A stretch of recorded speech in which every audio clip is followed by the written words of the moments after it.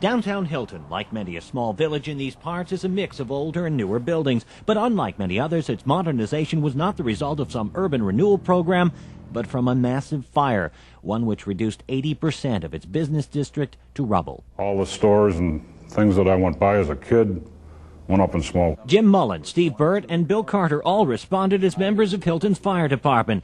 They can tell you when it was. Came in at 7:47 a.m. What it looked like. All I could see all the way down the road was black smoke and fire. What they did. I just pulled a line and started to put water when the black blew. And that's the part they remember most. Had a gas line that just exploded and blew the block out into the street. And then when the smoke cleared, then there was no building for most of that block. And after that, it was just chasing fire all day. And 400 firefighters from 14 surrounding towns and the city of Rochester answered the call. It wasn't a 3-hour fire either. It was all day and all night. It was also unusually cold for the first day of spring. It was 10 degrees above zero that day.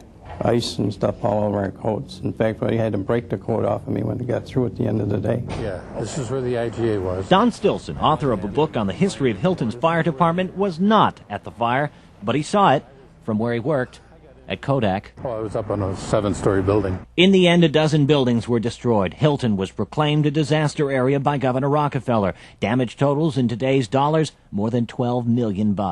But it didn't destroy the spirit of service among these three, for Jim, Steve, and Bill all became chiefs of Hilton's fire department. In fact, Bill is today the village mayor. Has the village ever totally recovered from that? I don't think so. Their hair is grayed, their hearing's faded, the eyes aren't what they used to be. But to a man, they say. You know, I can remember it as it was yesterday. And to a man, they concur. It's probably the largest fire that I'll ever see in my lifetime. And to a man, they believe. Till my dying days, I'll remember that, yeah.